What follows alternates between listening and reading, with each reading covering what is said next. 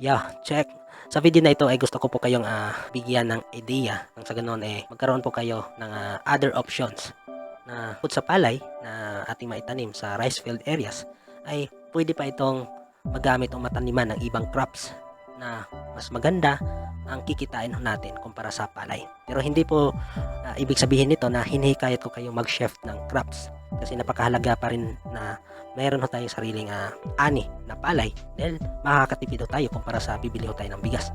Ang akin lang po na may other options po kayo na kung sakaling sa isang cropping ng palay mahina yung mahina lagi yung result, no? O kaya failure pa kayo, ay huwag nyo na pong ipilit na magpalay kasi meron namang ibang crops na mas magandang itanim at maganda rin po ang kikitain.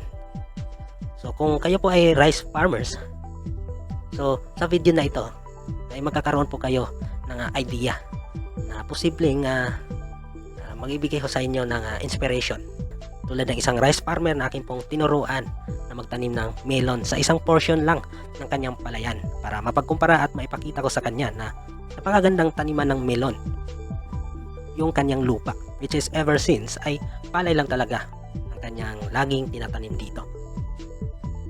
At kung bakit melon ang naisip ko na itanim ay sa aking pag-market survey sa lugar ay maganda ang demand ng melon.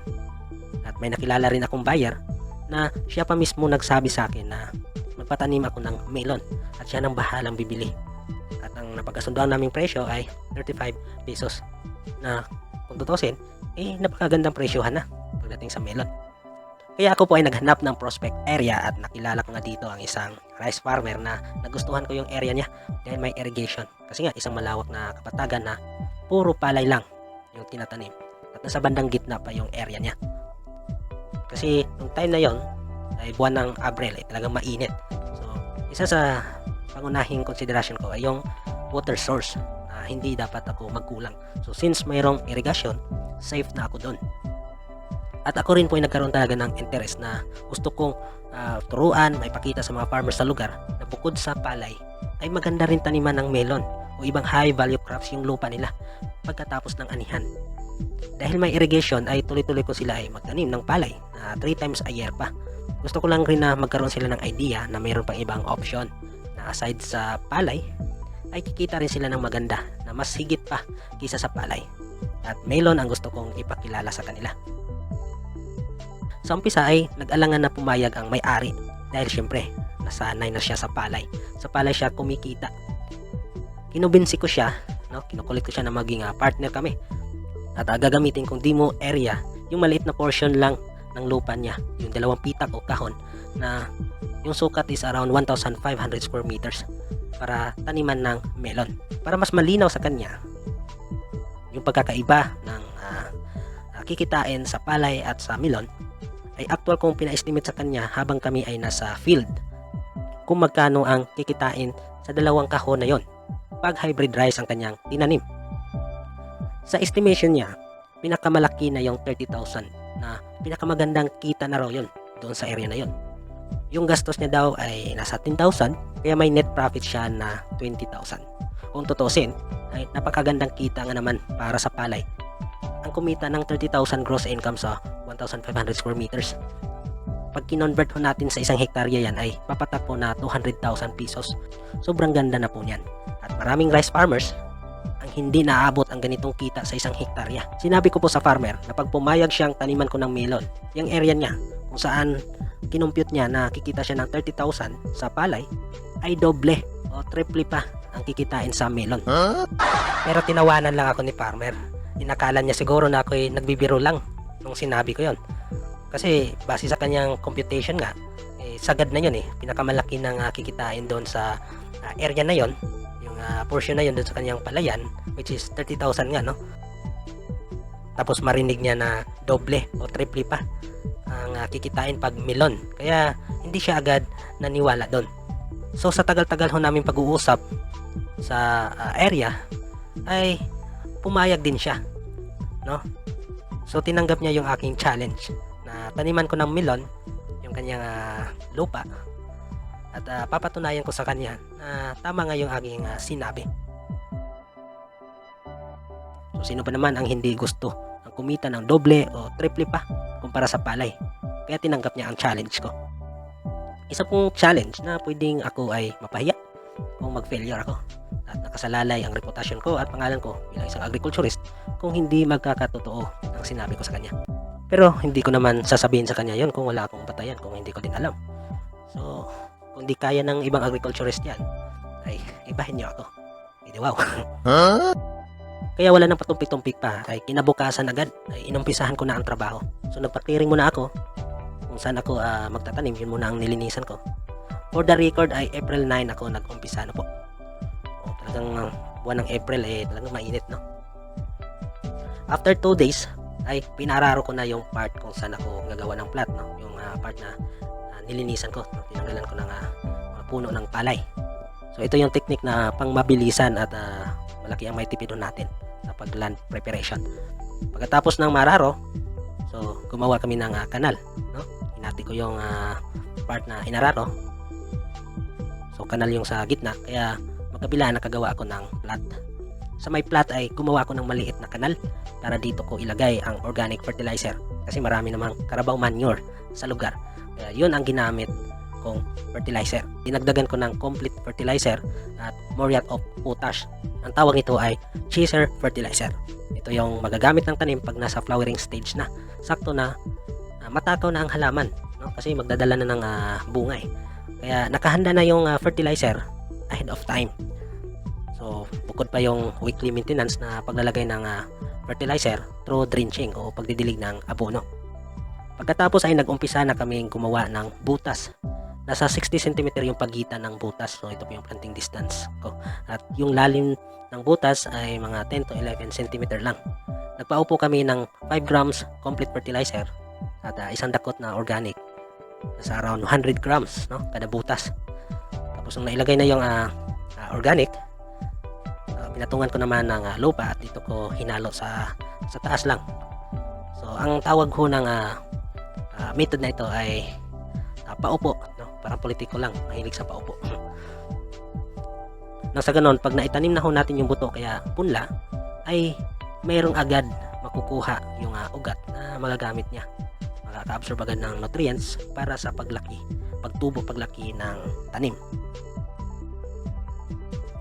Pagkalipas ng 9 days, buhat ng inumpisahan ko yung trabaho.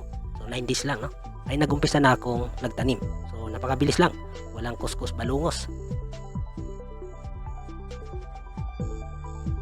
Direct ko na tinanim ang binhi dahil hinabol ko yung time na hindi ako maabutan ng malakas na ulan, which is expected sa lugar pagsapit ng Hunyo. Kaya binilisan ko ang pag-prepare sa area para makatanim rin ng maaga. Para siguradong maganda ang pagtubo ng binhi, ay pina-pre-germinate ko po muna para siguradong buhay na yung seeds na aking itatanim dahil may ugat na eh.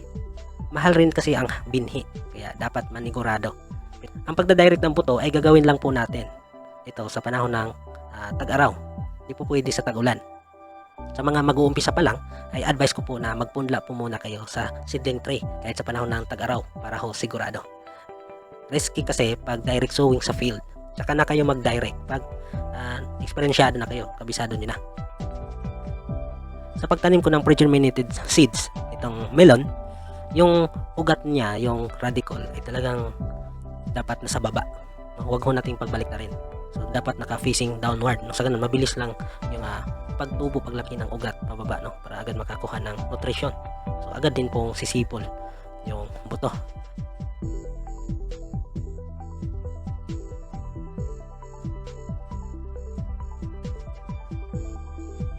And then, patabunan ho natin ito ng katamtamang nipis lang. Huwag masyadong manipis. Huwag pong makapal. At yung tinapon ko po sa buto ay pinagsama pong carbonized rice hull at compost. Nasa 1,330 yung kabuuang na naitanim ko sa area.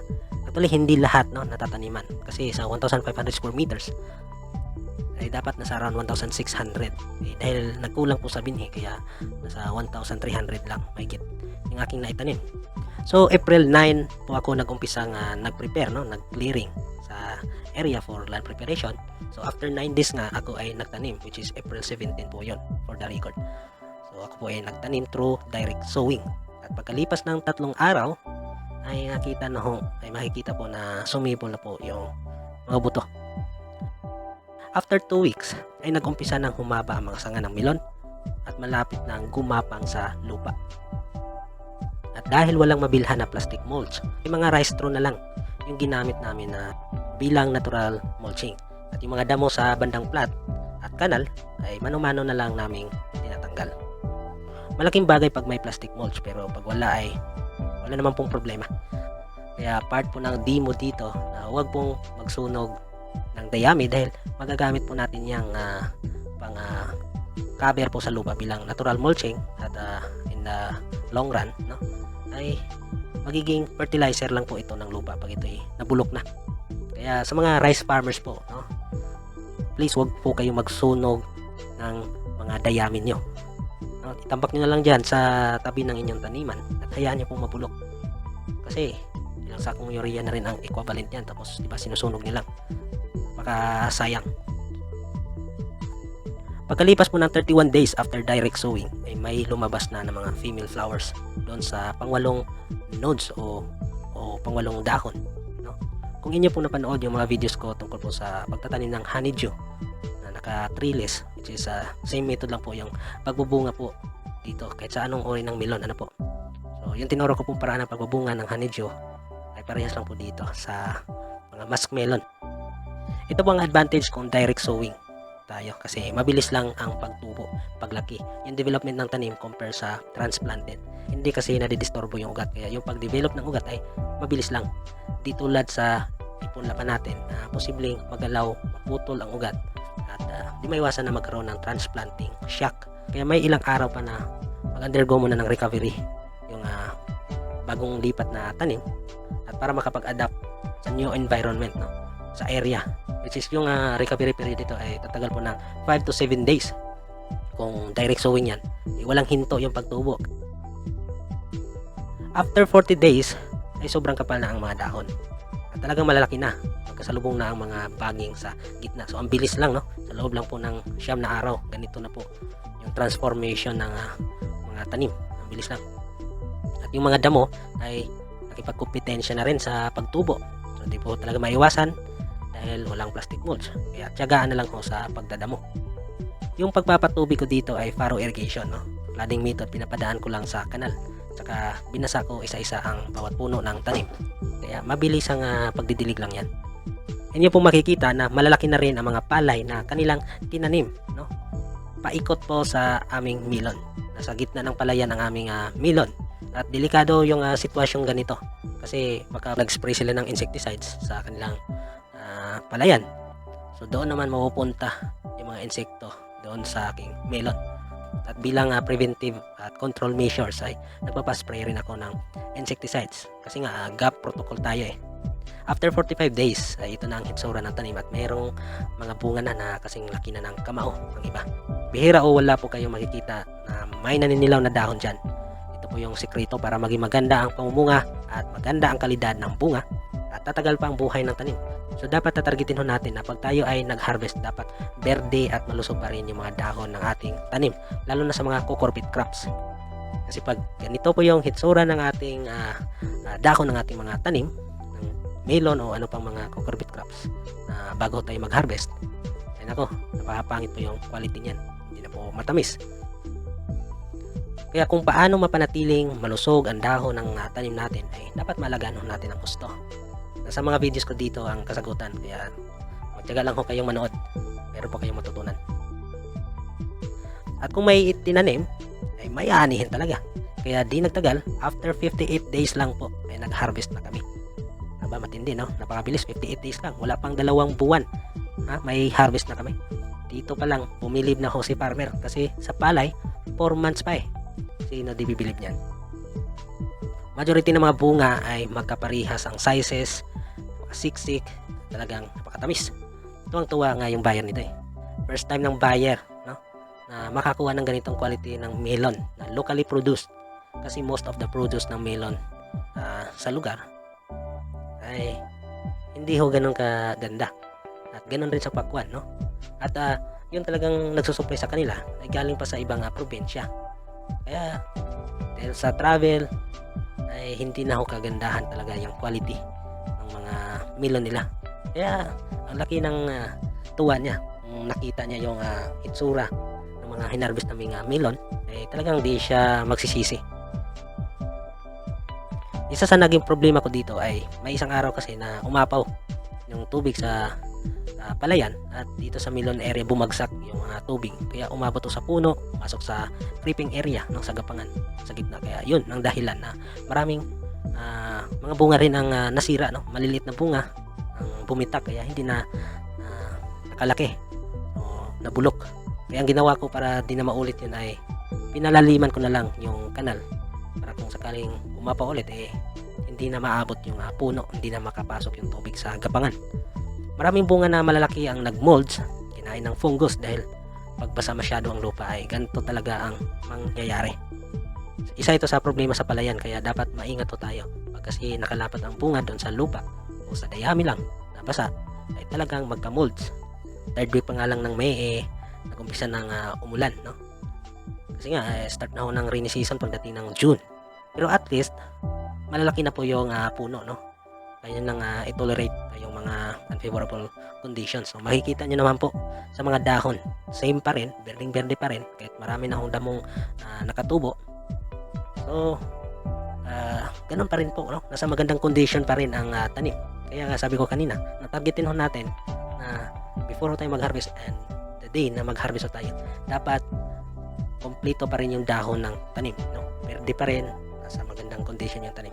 Kaya masisiguro ho natin na magandang kalidad yung ma-harvest ho natin bunga, and then meron pa ho tayong kasunod na ma-harvest pa ng mga bunga kasi nasa malusog pa na condition yung tanim, kaya niya pang suportahan, palakihin yung mga kasunod na mga bunga. So dahil nasa gitna ng palayan yung melon, ay kailangan pa namin hakutin yun, no? Papuntang kalsada, nasa around mga 100 meters, no? So papuntang kalsada, at walang ibang daanan kundi sa irrigation, kaya dagdag gastos rin yun sa pag-hire ng mga tao sa paghahakot. Sa unang harvest namin ay nakakuha kami ng 1,708 kilos, at pagkalipas ng isang linggo ay nag-harvest na naman kami ulit ng pangalawang beses at nakapitas kami ng 974 kilos. Kung hindi lang nasira ang mga nahuling bunga, yung mga maliliit, ay yun sana ang pangatlong harvest namin. Pero di bali na, at least nakadalawa naman